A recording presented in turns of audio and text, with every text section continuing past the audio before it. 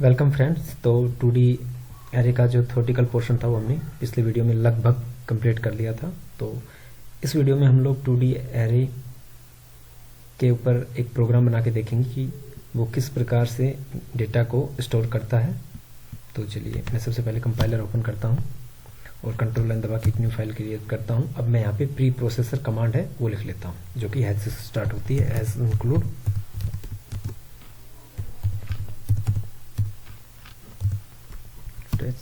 Has include conio.h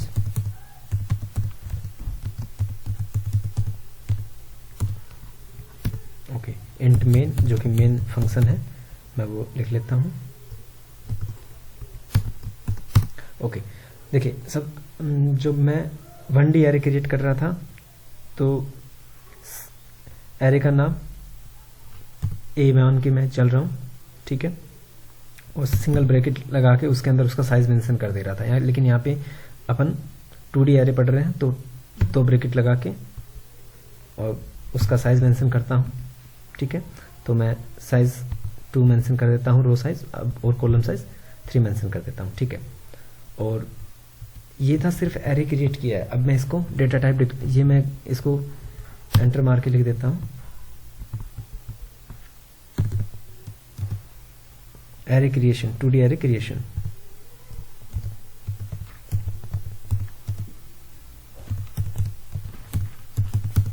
okay अगर मेरे को इसका डिक्लेरेशन करना है, डेटा टाइप डिक्लेरेशन, यानी कि किस प्रकार का ये डेटा स्टोर करेगा, तो मैं उसको आगे डेटा टाइप लगा देता हूँ। इंट हो, कैर हो, कैसे भी हो तो ठीक है। यहाँ पे मैंने डेटा टाइप डिक्लेरेशन भी कर दिया है, तो मैं लिख देता हूँ with data type declaration. Declaration ही कर देता हूँ, बाकी समझ चाहिए। ओके हो गया, एरे क्रिएट कर लिया है मैंने, ठीक है। अब मेरे को क्या करना है कि एरे में मेरे को वैल्यू असाइन करानी है, ठीक है ना। यानी कि वो जो हमने मेमोरी ब्लॉक बनाए थे उसके अंदर जाके मेरे को वैल्यू रखनी है। तो मेरे को फर्स्ट जो ब्लॉक है उसमें वैल्यू रखनी है, तो मेरे को उसके जो फर्स्ट जो ब्लॉक का जो इंडेक्स नंबर है उसमें वैल्यू असाइन करानी पड़ेगी। तो ठीक है, मैं वैल्यू असाइन कराता हूँ एरे का सबसे पहले नाम, ओके। और पहला जो इंडेक्स, यानी मैं कहूँ जो ब्लॉक है उसका इंडेक्स था 00, ठीक है। तो मैं 00 उसमें वैल्यू असाइन करा देता हूँ, इक्वल मेरे को वैल्यू असाइन करानी है 5, ओके, एंटर। इसी तरह से मैं कॉपी पेस्ट कर देता हूँ ताकि अपना टाइम बचेगा। कंट्रोल C,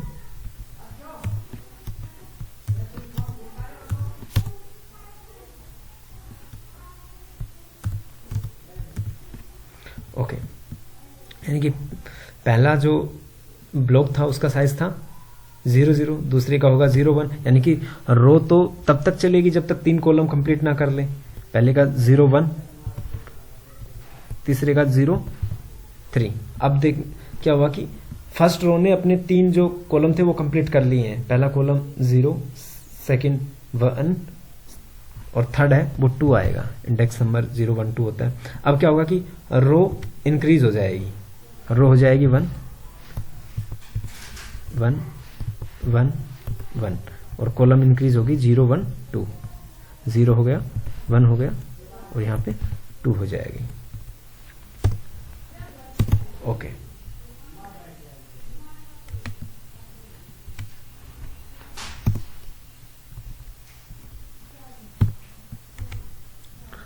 अब इनमें मैं नंबर चेंज कर देता हूँ। पहला जो मेमोरी ब्लॉक टाइप का जो हमने देखा था, बॉक्स टाइप का, उसमें मैंने वैल्यू असाइन कराई 5। सेकंड में मैं करा देता हूँ 6, 7, 8, 5, 4, ओके। ये क्या किया मैंने, वैल्यू असाइन करा दिया। वो जो ब्लॉक क्रिएट किए थे मैंने उनमें वैल्यू रख दी है, ठीक है। अब मेरे को उन ब्लॉक से वापस वैल्यू मैं चाहता हूं कि स्क्रीन पे प्रिंट हो, ठीक है। तो सबसे पहले एक मैसेज प्रिंट हो कि एंटर्ड वैल्यूज, ठीक है, और उसके बाद जो वैल्यू हमने एंटर कराई है वो वैल्यू आए, ठीक है। तो मैं मैसेज प्रिंट करा देता हूँ प्रिंट एफ जो फंक्शन है उसकी मदद से। प्रिंट एफ लगाना भूल गया था। प्रिंट एफ फंक्शन की मदद से एंटर्ड वैल्यूज एंटर्ड वैल्यूज।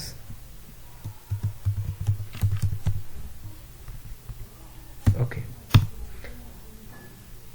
और मेरे को सेम वही कॉन्सेप्ट है, मेरे को वैल्यूज को प्रिंट कराने के लिए फिर से printf फंक्शन कॉल करना पड़ेगा। printf कैपिटल ब्रेक, मतलब ये ब्रेकेट टाइप का, स्मॉल ब्रेकेट, डबल कोटेड।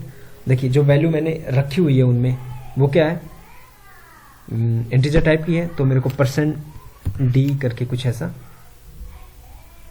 जो ऑप्शन है मेरे को वो लगाना पड़ेगा, %d, फिर कोमा। ओके, फिर मेरे को लोकेशन देनी पड़ेगी, मेरे को किस लोकेशन वाला वेरिएबल प्रिंट कराना है, तो मैं लोकेशन देता हूं A00। ओके,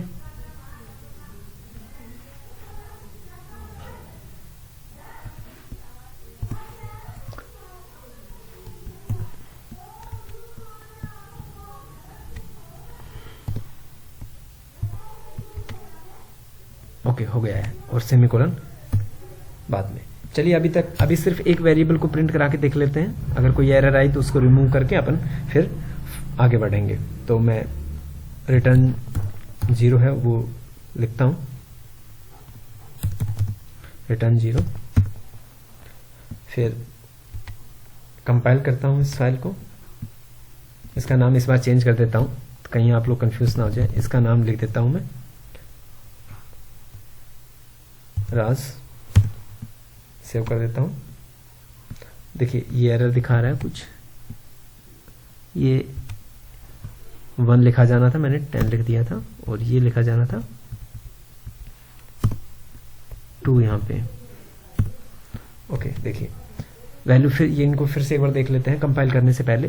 पहला जो इंडेक्स नंबर था वो था A00, फिर A01, A02, फिर एरे इंक्रीज होगा, रो कॉलम 0 हो जाएगा, यानी कि रो इंक्रीज होगा, कॉलम 0 हो जाएगा।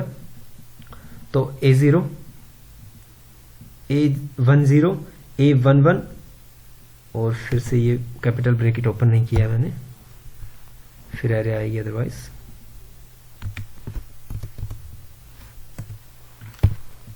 हो गया है, A11 हो गया, और A2। ओके, कंपाइल करके देख लेते हैं सर।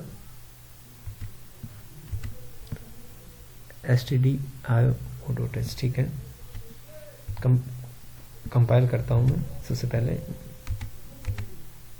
ओके, कोई एरर नहीं है, रन करके देख लेते हैं। एक वैल्यू प्रिंट होगी कोई भी, 5 वैल्यू वो प्रिंट हुई है जो हमने यहाँ पे उसका जो इंडेक्स है वो दिया है, यानी कि मैंने A00 इंडेक्स दिया है, तो A00 पे क्या वैल्यू रखी है 5, वो प्रिंट हो गई। चलिए एक बार इंडेक्स चेंज करके देख लेते हैं अपन। यहाँ पे मेरे को A112 प्रिंट कराना है, इंडेक्स नंबर 12, यानी कि फर्स्ट जो रो का जो इंडेक्स ए था, यानी कि फर्स्ट इंडेक्स जो मैंने लिखा था, यानी कि इंडेक्स नंबर ए का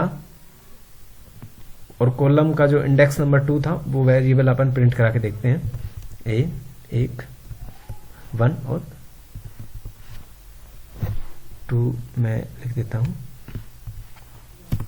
2, यानी कि अब जो वेरिएबल प्रिंट होगा वो होगा इंडेक्स नंबर 1 यानी कि रो के लिए, और इंडेक्स नंबर 2 कॉलम के लिए, ठीक है, यानी कि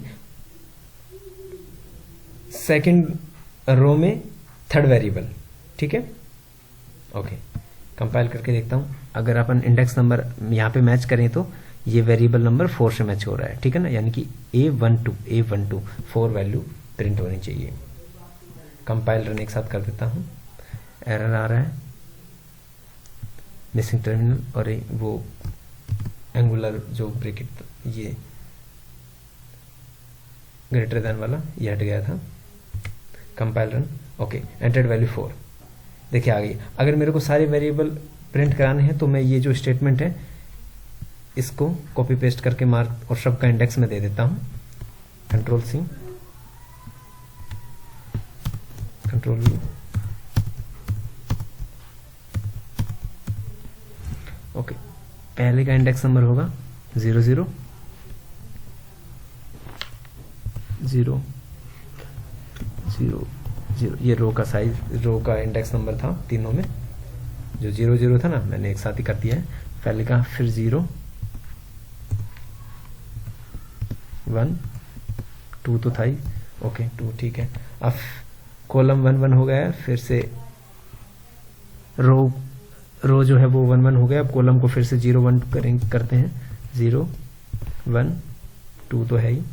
चलिए अब प्रिंट करके देखते हैं, कंपाइल रन एक साथ कर देता हूँ, सारी वैल्यूज प्रिंट होनी चाहिए। 5 7 6 8 5 4 5 7 6 8 5 4, ये थोड़ा अच्छा दिखे, मैं बैकस्लैश n लगा देता हूँ, है वैल्यू भी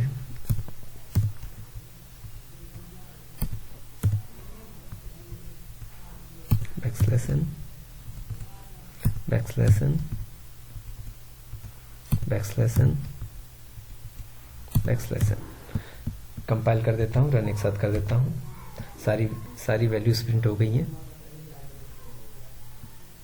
देखिए 8,5 ये किस रीजन से आया है वो अपन लोग देख लेते हैं एक बार।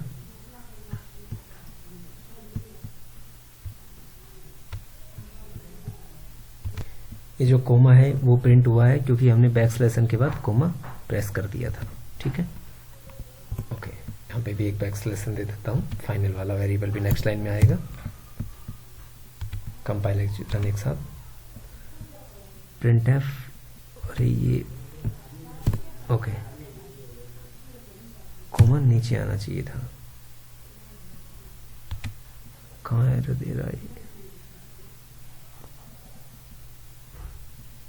Print F double bracket %n backslash n हमने, ओके अब क्लियर है। मैं देखिए 5 6 7 8 5 4, देख ये था जब यूजर खुद इनपुट करे और फिर आउटपुट ले, यानी कि यूजर को इनपुट पता हो। अब अगर यूजर को इनपुट कराना हो, या मैं कहूं कि ये जितनी भी कमांड थी हमने ये सारी क्या की है, अपने हाथों से लिखी है, यानी कि बार बार एक ही कमांड को मैं कह रहा हूँ, प्रिंट करा रहा हूँ। इसमें भी तो मैं क्या करता हूँ, यहाँ पे एक लूप लगा देता हूँ, ठीक है। तो इस कोड को मैं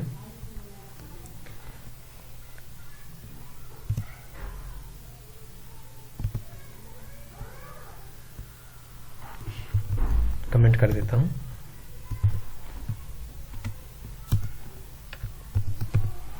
अब मैं लगाता हूँ लूप, जिससे कि ये जितने भी कमांड हम बार बार प्रिंट कर रहे थे उनसे अपन बच जाएंगे। तो मैं लूप लगाने के लिए 2 वेरिएबल एक्स्ट्रा डिक्लेयर कर देता हूँ, इंट i, j,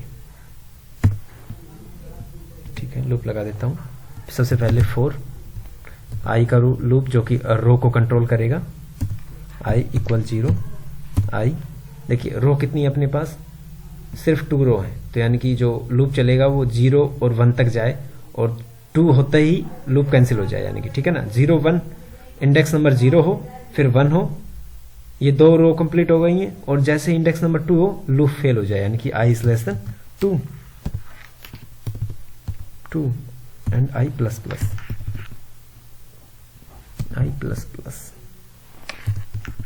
ओके। फिर कर्ली ब्रैकेट, एंटर मारता हूं, ठीक है। ये था रो का लूप, ठीक है। अब मैं लगा रहा हूं कॉलम का लूप, ठीक है। फिर से फॉर लूप, इसको बोलते हैं nested loop in A loop, ठीक है। कॉलम के लिए मैंने जे लिया है, डिक्लेयर कर दिया है पहले ही, ठीक है। तो जे की जो वैल्यू हो वो 0 से स्टार्ट होगी, क्योंकि कॉलम 0 से ही है, और कॉलम हमने कितने लिए हैं, 3 लिए हैं, यानी कि कॉलम का जो इंडेक्स है वो 0 1 हो, 1 हो, 2 हो, 3 हो गए, 0 1 2, और जैसे ही 3 हो वो फेल हो जाए, वरना कॉलम 4 हो जाएंगे। तो 3 जो कॉलम है जे इज <3 हो जाए, ठीक है, j++, ओके ओके। यहाँ पे अब मेरे को अपना स्टेटमेंट लिखना है, तो मैं अपना स्टेटमेंट लिखता हूँ, print F double bracket double coated, ठीक है।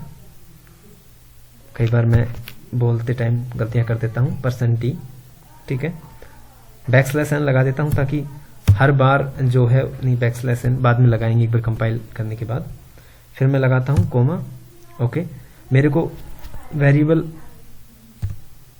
मेरे को लोकेशन लिखनी है, इंडेक्स नंबर, तो मैं वेरिएबल लिखता हूँ अब उसमें डबल ब्रैकेट के अंदर, i और j, i इसमें और इसमें जे, जो कि लूप से मैंने कंट्रोल किए हैं। अब क्या होगा इसमें, इंडेक्स एक बार आई की वैल्यू इनपुट होगी 0, फिर जे की वैल्यू 0 होगी 0 0, फिर 0 1 0 2, फिर आई की वैल्यू इंक्रीज होगी 1, फिर 1 0 1 1 1 2, इस तरह से। अब मैं इसको कंपाइल करता हूँ, कंपाइल, कोई एरर नहीं, रन करता हूँ। देखिए वही वैल्यू आउटपुट में मिल रही है जो हमने यहाँ पे एंटर कराई थी। और मैं यहाँ पे \n लगा दूँ तो आउटपुट है वो थोड़ा अच्छा दिखने लगेगा।